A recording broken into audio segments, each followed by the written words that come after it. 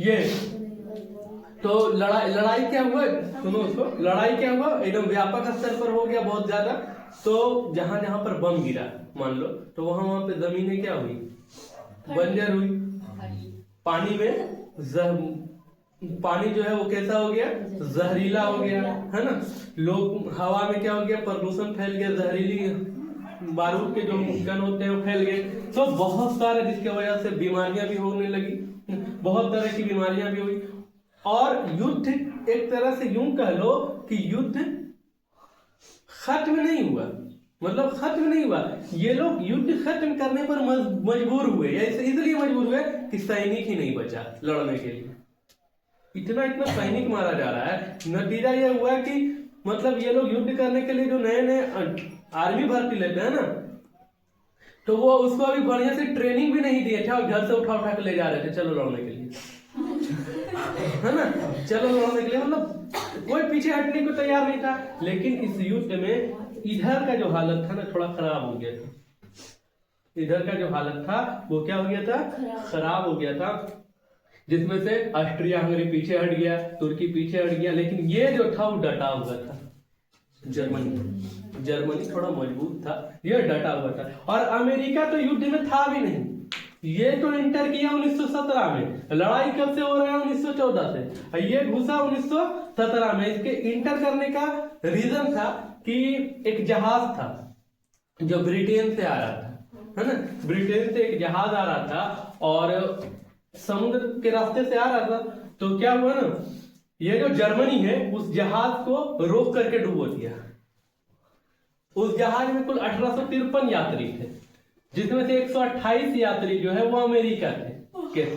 अब अमेरिका को जब पता चलता है कि हमारे 128 यात्री को किसने मारा, जर्मनी ने डुबो दिया, तो छोड़ेगा, ये उसी समय इस युद्ध में भाग ले लेता है। मतलब ये था नहीं, ये 1917 में इंटर किया।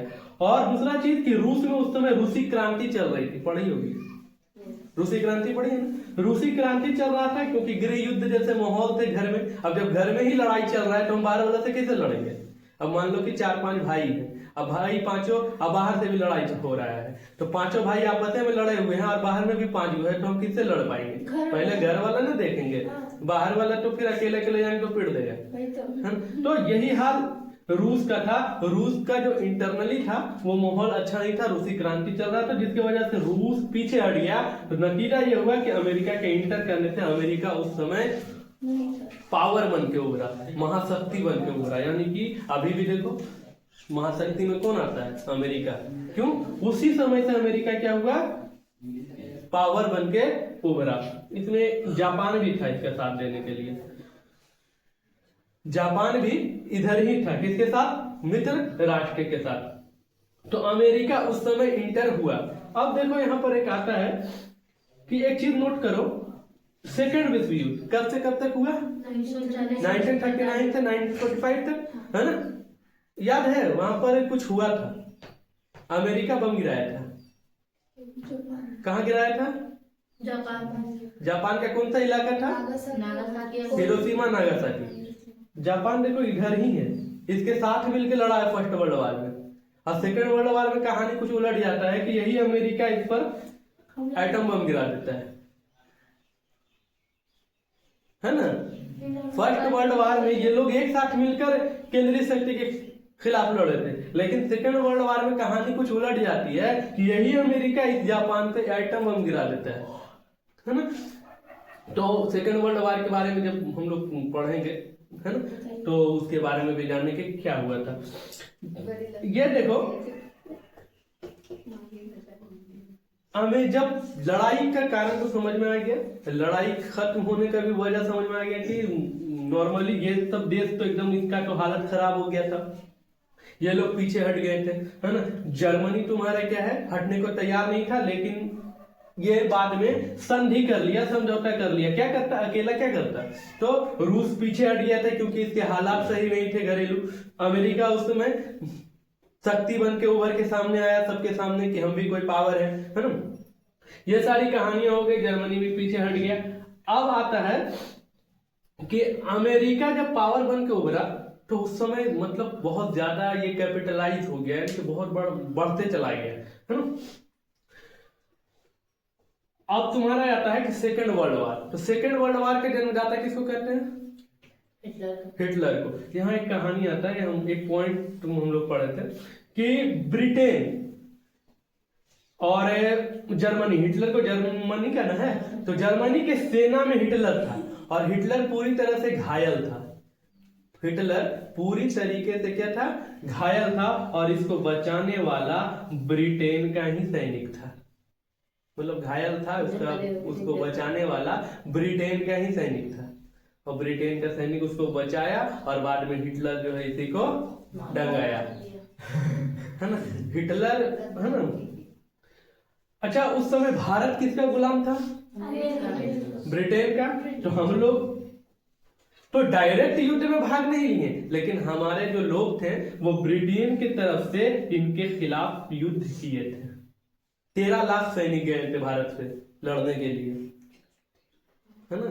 13 लाख सैनिक जो है वो ब्रिटेन की तरफ से किसके खिलाफ लड़े? अब देखो इसके कुछ परिणाम आए। परिणाम क्या है? युद्ध तो जो होना था वो हो गया, और युद्ध में क्या होता है? तबाही। सेना ही नहीं मारी जाती है, लोग भी मारे जाते हैं, और सबसे बड़ा बात है कि इंसानियत मारी जाती है। बच्चे, बड़े, बूढ़े, जिनका कोई रोल है लड़ाई से, उनका कोई भी नॉर्मल व्यक्ति या कोई भी व्यक्ति हो, कोई भी, यहाँ तक कि सेना भी हो, जो भी हो, सबका अपना अपना जिंदगी है, और वो लोग चाहता है कि आराम से शांतिपूर्ण से लोग रहे। लेकिन जो लालच है ना, लालच क्या है? लड़ाई क्यों होता है? कि हम उसके हिस्से पर कब्जा करें। अभी जो भी लड़ाई है वो लड़ाई क्या है कि जो भी एरिया, एक बाउंड्री लाइन बन गया है, और उस लाइन के अंदर लोग आना चाहता है, वो बोलता है मेरा हिस्सा है, वो बोलता है मेरा हिस्सा है, तो यही ना एक लड़ाई का कारण बन जाता है। उस समय भी यही हाल था कि ये मेरा हिस्सा है, ये मेरा हिस्सा है। जैसे एक और वहां पर एक और पॉइंट है, एसियस लॉरेन, ये एक सीमा था ना, बॉर्डर, है ना। फ्रांस और जर्मनी के बीच में इसको लेकर के भी विवाद था। फ्रांस और जर्मनी, देखो फ्रांस इधर है, जर्मनी उधर है, ये सब कारण था प्रथम विश्व युद्ध का। तो फ्रांस और जर्मनी को लेकर के भी, ये लाइन को लेकर के, ये सीमा को लेकर के भी विवाद था। ये सीमा 1871 से लेकर के 1919 और 1940 से लेकर के 1945 तक किसके अंडर में रहा? जर्मनी के अंडर में। लेकिन आज ये जो सीमा है वो किसके अंडर में है? फ्रांस के अंडर में। तो ये सब उस समय के क्या थे? कारण थे। ये कारण था वो जो ऑस्ट्रिया हंगरी वाला जो एरिया पड़े हम लोग, सर्बिया वाला, वो सब कारण था। फिर उसके बाद वो सब कारण बनते गया, लेकिन उस सब कारण में अब बोलता है ना, आंका में घी डालने का काम कौन किया? इसकी हत्या, है ना। माहौल तो पहले से ही तनातनी था, बना हुआ था, बस इसके मर्डर होना प्रथम विश्व युद्ध छोड़ गया। इसीलिए कहीं भी कोई प्रधानमंत्री जाता है ना, तो देखता है सिक्योरिटी कितना टाइट रहता है कि कहीं कोई हत्या न कर दे। हत्या करने का मतलब है कि हमारे देश पर सीधा सीधा हमला। अगर कोई हमारे प्रधानमंत्री को मार सकता है तो नागरिक सुरक्षित है। अगर प्रधान, तो इसीलिए एकदम देखते कहीं कोई भी, यहां भी कोई आएगा, जैसे अभी रूस के आए हुए थे व्लादिमीर पुतिन, है ना, तो उनकी सिक्योरिटी देखो कितना टाइट था, है ना। तो कोई भी राष्ट्रपति हो, प्रधानमंत्री हो, कहीं जाता या आता है ना, तो सिक्योरिटी एकदम टाइट रहती है, बहुत जबरदस्त, बहुत टाइट। तो ये सब तो तुम्हारा था प्रथम विश्व युद्ध। तो प्रथम विश्व युद्ध के कुछ परिणाम ये हुए कि लोग क्या हो गए? मारे गए। और अभी कह रहे हैं कि युद्ध में कभी किसी का भला नहीं हुआ। युद्ध करने का मतलब है आप आगे नहीं जाइएगा, आप पीछे जाइएगा। क्योंकि युद्ध से क्या होता है ना, जितना भी आपका आर्थिक चीजें हैं, जितनी भी आपकी इनकम है, सब आप किस पे लगाइएगा? आर्मी पर, हथियार पर। क्यों? क्योंकि आप पीछे हटिएगा नहीं। पीछे हटने का मतलब है कि हमको हार मान लेना। पीछे हटने का मतलब क्या है? हार मान लेना। कोई भी देश हार मानेगा?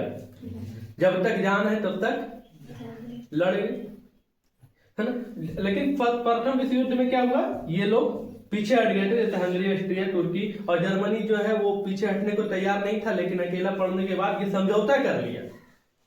तो दूसरा वही बोल रहे थे कि जब भी किसी से युद्ध होता है तो वो क्या होता है, देश पीछे चला जाता है, बहुत पीछे, है ना, क्योंकि सारा इन्वेस्टमेंट उसका पब्लिक पर नहीं, लोगों पर नहीं, आगे बढ़ने पर नहीं, बल्कि युद्ध पर खर्च हो जाता है। और फिर उसको बैलेंस बनाने में जितना, मतलब हम पहले ही कह चुके हैं कि सेना जिसकी जितना मजबूत, जितना ज्यादा जिसके पास हथियार वो उतना ज्यादा मजबूत। अब किसी से युद्ध हुआ तो उसका हथियार खर्चा हो रहा है, उसकी सेना मारी जा रही, तो कमजोर हो रहा है ना, फिर अगले से आपको लड़ने का ताकत रहेगा।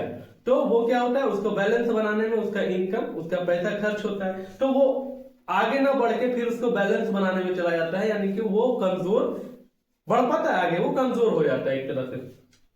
तो युद्ध से कभी भी किसी का भला नहीं हुआ है। और अमेरिका उसी युद्ध में फिर एक वादा किया था समझौता में कि अब हम युद्ध में हिस्सा नहीं लेंगे, लेकिन माहौल ऐसा बना कि तुरंत सेकेंड वर्ल्ड वॉर शुरू हो गया 1939 में। ज्यादा दिन कहाँ हुआ, सेकेंड वर्ल्ड वॉर शुरू हो गया, और जिसका जन्मदाता किसको माना जाता है, हिटलर को, एडोल्फ हिटलर को। तो कुल मिला के बात इतना है कि युद्ध जो है वो कभी सही नहीं है। अगर बातचीत से फैसला होता है, युद्ध जो है वो अंतिम फैसला है। जब देख लो कि आत्मसम्मान पर बात आ रहा है तब युद्ध जायज है, करो, ठीक है। तो ये सारी कहानियां थी फर्स्ट वर्ल्ड वॉर की। अगर अब तुम लोग से कुछ पूछा जाए तो बता दोगे, कुछ पूछा जाएगा तो बता दोगे? अच्छा, इसका परिणाम तो नहीं बताएं, परिणाम देख लो। परिणाम क्या हुए, इसका असर भारत पर भी पड़ा। जो देश में लड़ाई हो रहा था वो तो ठीक था, उसकी जो आर्थिक व्यवस्था थी वो खराब हुई, लोग मारे गए, जमीनें बंजर हुई, है ना, पानी खराब हुए, लोग मारे गए, गरीबी भूखमरी जैसे माहौल हुए। लेकिन इसका परिणाम भारत पर भी आया। भारत पर परिणाम क्यों आया, क्योंकि हम लोग ब्रिटेन के उपनिवेश थे, गुलाम थे, और ब्रिटेन भी लड़ाई का हिस्सा रहा।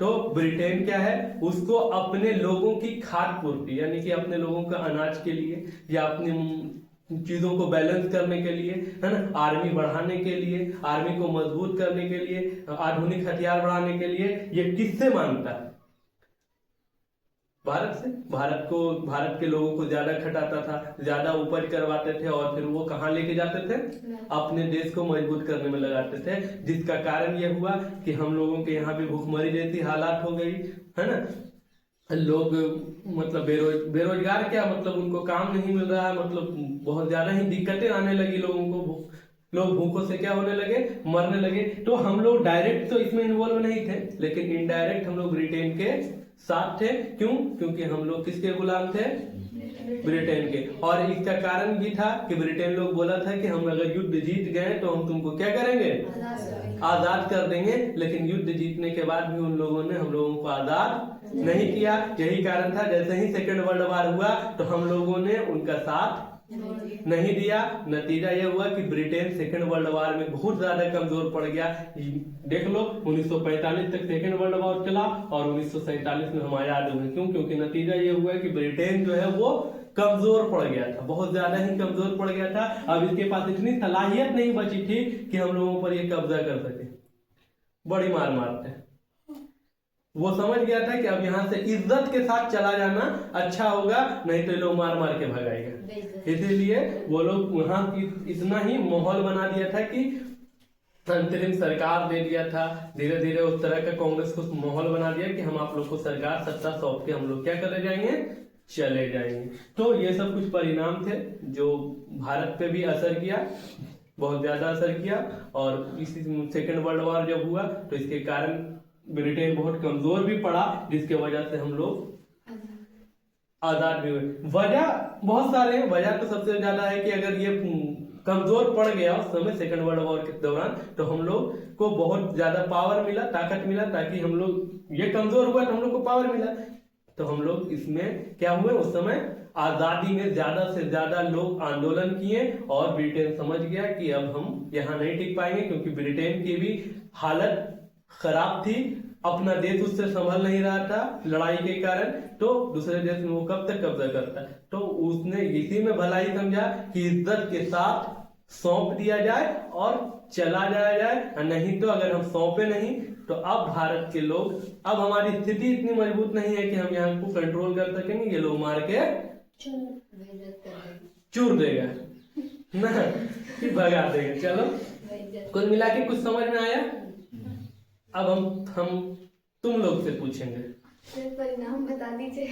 परिणाम तो बता नहीं कि जहां पर युद्ध हुआ वहां के हालात तो खराब ही हुए, जैसे ब्रिटेन, फ्रांस है ना, ऑस्ट्रिया, ये सब का तो हालत पूरा खराब हो गया क्योंकि ये लोग युद्ध हार भी गए है ना। रूस, क्या हुआ परिणाम में कि पहले ही बोले कि लोगों तो मरे ही।